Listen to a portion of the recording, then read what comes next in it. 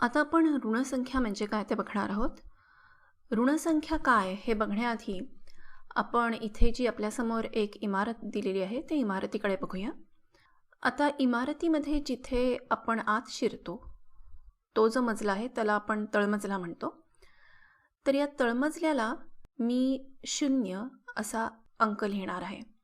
अशासाठी की तळमजल्यावरती जाण्यासाठी आपण एकही जिना चढत नाही, म्हणून त्या मजल्याला आपण 0वा मजला असं म्हणूया.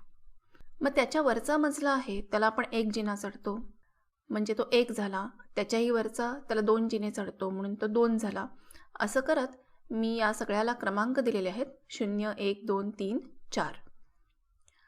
आता आपण इथं असं करणार आहोत की या इमारतीच्या जिन्यांवरती आपण खालीवर करतो आहोत असं आपण समजूया. म्हणजे जेव्हा आपण एखादा जिना चढतो त्यावेळेला आपण 1 जिना चढला की +1 असं म्हणायचं. म्हणजे जिना चढण्याला आपण अधिक म्हणायचं आणि जिना उतरण्याला आपण वजा किंवा उणे म्हणायचं. म्हणजे आपण 1 जिना उतरलो की +1 झाला आणि 1 जिना चढलो की +1 झाला. 2 जिने चढलो तर +2 झाले. मग समजा आपण तळमजल्यावर 0 असा जो मजला आहे तिथे सुरुवात केली आणि पहिल्यांदा आपण असं म्हणालो की +1. तर आपण कुठे जाऊ? आपण 1 जिना चढून पहिल्या मजल्यावर जाऊ. त्याच्यानंतर आपण म्हणालो की +3 म्हणजे आपण कुठे जाणार? तर 3 जिने चढणार आपण. 1 पासून निघालो आणि 3 जिने चढलो म्हणजे आपण 4थ्या मजल्यावर जाणार आहोत इथे. आता त्याच्यानंतर असं म्हणलेलं आहे की -2 किंवा -2 म्हणजे आता आपण 4थ्या मजल्यावरून 2 मजले खाली उतरणार आहोत आणि 2 मजले खाली उतरले की आपण कुठे पोचतो? आपण इथे दुसऱ्या मजल्यावर पोचतो. आता त्याच्यानंतर आला आहे -1. -1 म्हणजे आता आपण 1 जिना उतरणार आणि 1 जिना उतरून आपण येणार आहोत पहिल्या मजल्यावर. आता पुढे आलेला आहे तो आला आहे -2 म्हणजे आता 2 वजा झालेत म्हणजे आपल्याला 2 जिने उतरायचे आहेत. पण इथे 2 जिने आहेत का? इथे 1 मजला उतरला की आपण सगळ्यात खाली तळमजल्याला आलेलो आहोत. मग आता 2 कसे काय मजले उतरायचे? तर तुम्हाला माहिती असेल की काही ठिकाणी असं इमारतीच्या खाली तळघर असतं. मग समजा या इमारतीला तळघर आहे असं धरलं तर मग मला 2 जिने उतरता येतील का? उतरता येतील. मग मी 2 जिने उतरून हे इथे येईन. आता इथे जे आहे याला आपण तळघर म्हणतो. पण तुम्ही जर पाहिलं तर वरच्या सगळ्या मजल्यांना आपण काही ना काही क्रमांक दिलेला आहे, काही ना काही आकडा दिलेला आहे. मग आता या मजल्याला काय आकडा देणार? हा मजला आहे तो 0पेक्षाही खाली आहे, 0पेक्षाही लहान असा काहीतरी अंक इथे लागेल. तर 0पेक्षा जी लहान अशी संख्या असते अशा संख्येला ऋणसंख्या असं म्हणतात.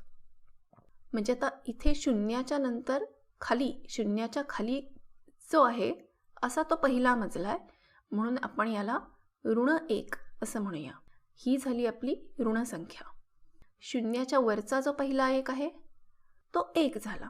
त्याला आपण नुसता 1 किंवा -1 म्हणतो आणि 0च्या जो खालचा 1 आहे तो झाला -1 आणि याच्याही खाली अजून एक मजला असता तर अजून एक जिना उतरता आला असता तर तो झाला असता -2. अशा ऋणसंख्यांच्या आधी आपण वजाचं चिन्ह काढतो आणि त्यामुळे आपण असं दाखवतो की ही संख्या ही ऋणसंख्या आहे. आता मी पुढे काय करणार आहे तर ही जी इमारत आहे ही अशी उभ्याची आडवी करणार आहे. ठीक आहे, उभ्याची मी अशी फिरवून आडवी करणार आहे. मग ती कशी दिसेल? तर ती अशी दिसेल. आता तुमच्या लक्षात येईल की हे आकडे कसे दिसत आहेत? तर जे वरती आणि खाली होते त्याच्याऐवजी आडवे दिसत आहेत. 0च्या उजव्या बाजूला आहेत ते सगळे 1, 2, 3, 4 आहे आणि 0च्या डाव्या बाजूला ही आपली ऋणसंख्या आहे. आपला -1 किंवा -1 असा अंक तिकडे आहे. आता हे जे आडवे मी इथे अंक लिहिले आहेत असेच अंक एका रेषेवर लिहितात. इथे मी दाखवलं आहे असे. अशा रेषेला संख्या रेषा असं म्हणतात.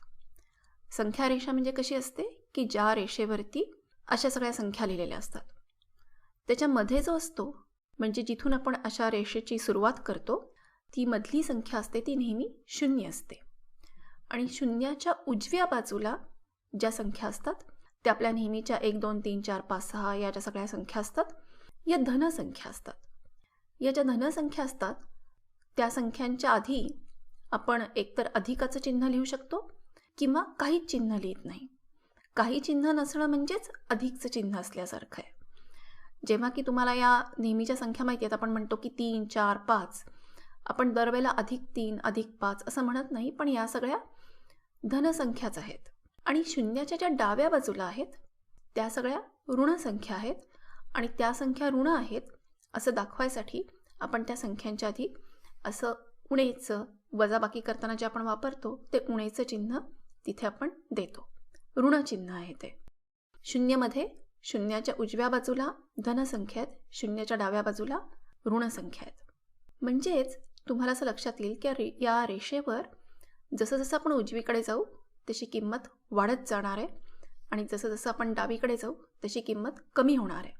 म्हणून 5पेक्षा 1 लहान, 1पेक्षा 0 लहान आणि शून्याहूनही लहान ज्या संख्या आहेत त्या त्याच्याही डावीकडे आहेत. म्हणजे शून्याहून ऋण 1 लहान आणि ऋण 1हूनही लहान आहे तो ऋण 2, त्याच्याहूनही लहान आहे तो ऋण 3. जितकं डावीकडे जावं तितकी त्याची किंमत कमी कमी होत जाते.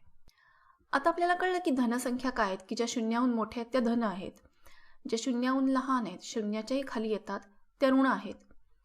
पण या अशा वापरतात कुठे? म्हणजे आता आपल्याला कळलं की मजल्यामध्ये वापरता येईल, की जे तळघर असेल किंवा एखादा भुयारी मार्ग असेल तर तो आपण ऋण मजला आहे असं म्हणू शकू. पण अजून कुठे वापरतात का? चित्र बघून काही लक्षात येत आहे इथे कुठे वापरत असतील? तर तापमानासाठी वापरतात. आपल्याला माहिती आहे की जिथे थंड प्रदेश असतो, जिथे बर्फाळ प्रदेश असतो, बर्फ पडलेला असतो, तिथे आपण असं म्हणतो की तापमान शून्याच्याही खाली आहे. बरोबर आहे? खूप थंड प्रदेशात शून्याहूनही कमी तापमान जातं, शून्याच्या खाली जातं. म्हणजे तिथलं जे तापमान असेल ते कसं असेल? तर ती ऋणसंख्या असेल. म्हणजे आपण असं ऐकतो की लेहमध्ये, लेह म्हणजे लडाखमध्ये येतं, लेहमध्ये -10 सेल्सिअस एवढं तापमान आहे किंवा श्रीनगरमध्ये -5 सेल्सिअस एवढं तापमान आहे. म्हणजे काय आहे? म्हणजे लेहमध्ये शून्याहूनही खाली, किती खाली? तर 10 खाली एवढं तापमान आहे आणि श्रीनगरमध्ये शून्याहूनही खाली 5 खाली एवढं तापमान आहे. मग आपण मगाशी जी संख्या रेषा पाहिली त्याच्यावर हे तापमान कसं दाखवायचं काही बघता येईल का? तर बघूया. आपण असं करूया की आपण 4 शहरं घेऊ आणि या संख्या रेषेवरती, आता इथे या संख्या रेषेवर मी जास्त संख्या दाखवल्यात कारण आपल्याला मोठ्या संख्या पण बघता येतील. मगाशी आपण कमी दाखवल्या होत्या, काहीतरी 5-6 पर्यंतच दाखवल्या होत्या. आता इथे मी 4 शहरांचं तापमान लिहिलेलं आहे. लेहचं आहे, श्रीनगरचं आहे, पुण्याचं आणि चेन्नईचं आहे. -10, -5, 25 आणि 35. मी -25 आणि -35 असंही म्हणू शकते किंवा मी नुसतं नेहमीसारखं 25 आणि 35 म्हणू शकते. दोन्हीचा अर्थ एकच आहे. मग आता आपण लेहपासून सुरुवात करूया. लेह काय आहे? -10. तर इथे मी एलनी दाखवते, लेहसाठी एल. श्रीनगर एसनी दाखवणार आहे, -5 इथे झाले. पुणे हे 25 पीनी दाखवलं आहे आणि चेन्नई सीनी दाखवते, ते 35 आहे, म्हणजे ते असं दिसेल. मग आता लेह आणि श्रीनगर या दोन्हीच्या तापमानामध्ये काय फरक आहे? -10 आणि -5 याच्यामध्ये जर तुम्ही घरं मोजली तर तुमच्या लक्षात येईल की 5चा फरक आहे. लेहपेक्षा श्रीनगरचं तापमान 5 सेल्सिअसनी जास्त आहे किंवा श्रीनगरपेक्षा लेहचं तापमान 5नी कमी आहे. जसं आपण उजवीकडे जातो तसं ते जास्त होत असतं, जसं डावीकडे जातो तसं कमी होतं. आता श्रीनगर आणि पुण्यामध्ये बघूया, एस आणि पीच्या मध्ये. या दोन्हीमध्ये कितीचा फरक आहे? तर -5 ते 0 याच्यामधलं अंतर झालं 5 आणि 0 ते 25 याच्यामधलं अंतर झालं 25. म्हणजे 5 आणि 25 म्हणजे 30चं अंतर हे एस आणि पी श्रीनगर आणि पुण्यामध्ये आहे. पी हा जास्त उजवीकडे आहे, म्हणजे पीचं तापमान, पुण्याचं तापमान श्रीनगरच्या तापमानापेक्षा 30नी जास्त आहे. डावीकडे कमी आहे, उजवीकडे जास्त आहे. आणि पुणे आणि चेन्नईमधलं अंतर काय आहे? तर 25 आणि 35 10चं अंतर आहे. चेन्नईचं तापमान पुण्यापेक्षा 10नी मोठं आहे आणि पुण्याचं चेन्नईपेक्षा 10नी कमी आहे. आता हे तसं संख्यारेषेकडे पाहून केलं की एकदम सोपं जातं. काही काही वेळेला काय होतं की आपण लेह आणि श्रीनगर या दोन्हीचे जर अंक पाहिले तर -10 आणि -5 आपल्याला पटकन काय वाटतं? आपल्या पटकन मनात येतं की 10 हा 5पेक्षा मोठा आहे. म्हणजे -10 हा -5पेक्षा मोठा आहे, म्हणजे -10 म्हणजे जास्त तापमान आहे. तर तसं नाही आहे. जरी आपल्याला असं वाटलं 10 हा 5पेक्षा मोठा आहे, तरी तुम्ही जर संख्या रेषेकडे पाहिलं तर तुमच्या लक्षात येईल की -10 हा -5पेक्षा मोठा आहे. पण -10 हा -5पेक्षा कमी आहे. ऋण म्हणजे उणा आहे, म्हणजे 10 उणे आहेत. उणा म्हणजे काय? उणा म्हणजे एखादी गोष्ट कमी आहे, कमतरता आहे. आपण जसं उणीव म्हणतो, एखाद्या गोष्टीची उणीव आहे, म्हणजे एखाद्या गोष्टीची कमतरता आहे, तसं तर उणा आहे. म्हणजे -10 हा 0पेक्षा 10नी कमी आहे आणि -5 हा 0पेक्षा 5नीच कमी आहे. मग जो 10नी कमी आहे तो जास्त खाली आला, ते तापमान जास्त खाली झालं आणि त्यामुळे जो -5 आहे तो -10पेक्षा मोठा आहे, कारण तो कमी उणा आहे, म्हणजेच त्याची किंमत जास्त आहे. जेव्हाही कधी कुठली संख्या मोठी कुठली लहान असा गोंधळ व्हायला लागेल ऋण संख्यांमध्ये, त्यावेळेला एकतर संख्या रेषा काढून पाहिजे आहे किंवा संख्या रेषा डोळ्यासमोर आणायची आहे आणि मग विचार करायचा आहे की ऋण संख्यांमध्ये जी संख्या 0च्या जास्त जवळ आहे ती मोठी असणार आहे आणि 0पासून जितकं लांब लांब डावीकडे जाईल ऋण संख्यांच्या बाबतीत, तितकी ती संख्या लहान लहान होत जाणार आहे. ठीक आहे. तर आपण असं पाहिलं की ऋण संख्या कुठे वापरता येतात. अजून कुठे वापरता येतात? तर नफ्या तोट्याच्या बाबतीत ऋण संख्या वापरतात. आपल्याला माहिती आहे की जेव्हा आपले पैसे जातात तेव्हा आपण तोटा झाला असं म्हणतो. तर तोटा हा खरं म्हणजे नफ्याचीच उलटी गोष्ट आहे, बरोबर आहे? म्हणजे तो ऋण नफा आहे. म्हणजे समजा की खरेदी किंमत 100 रुपये असेल आणि विक्री किंमत 80 रुपये असेल, तर आपण काय म्हणतो की आपण म्हणतो 20 रुपये तोटा झाला. म्हणजेच काय? म्हणजे 20 रुपये गेले. आता 20 गेले म्हणजेच ऋण 20 आले किंवा ऋण 20 मिळाले. धन आणि ऋण हे विरुद्ध आहेत. म्हणजे कसं की समजा खरेदी आणि विक्री याच्यामध्ये खरेदी 100 आणि विक्री 120 असती तर आपण म्हटलं असतं की 20 रुपये नफा झाला आहे. विक्री जर 100 रुपये असते तर आपण म्हटलं असतं की 0 आहे. बरोबर आहे? नफा नाही, तोटा नाही, आपण शून्यावर आलेलो आहोत. आणि जर आता विक्री 80 असेल, म्हणजे आता ती खाली आली, तर याचा अर्थ तो ऋण 20 नफा झाला आहे, ज्याला आपण तोटा म्हणतो. तोटा म्हणजेच ऋण नफा झालेला आहे. म्हणजेच 20चा तोटा झाला काय आणि ऋण 20चा नफा झाला काय, दोन्हीचा अर्थ एकच आहे. त्यामुळे बऱ्याचदा तुम्ही असं ऐकाल की ऋण नफा असतो. ऋण नफा असतो म्हणजेच तोटा असतो. म्हणजे आपल्याला जेव्हा नफा होत नाही, आपल्याला जेव्हा तोटा होतो, याचा अर्थ आपल्याला ऋण नफा होतो. अजून एका ठिकाणी तुम्ही ऋणसंख्यांबद्दल ऐकाल. काही वेळेला परीक्षांमध्ये, काही परीक्षांमध्ये ऋण किंवा उणे गुण मिळतात, म्हणजे उणे मार्क मिळतात. आता असे कसे मिळतात बरं? मार्क गुण कसे काय उणे मिळतात? तर काही परीक्षांमध्ये असं असतं, काही स्पर्धा परीक्षांमध्ये असे नियम असतात की उत्तर जर बरोबर आलं तर तुम्हाला 2 गुण मिळणार आणि उत्तर जर चुकलं तर तुमचा 1 गुण काढून घेणार. मग 2 गुण मिळणार म्हणजे 2 गुण आले म्हणजे तो झाला +2 आणि 1 गुण कापणार, काढून घेणार, म्हणजे तो झाला -1, ऋण 1.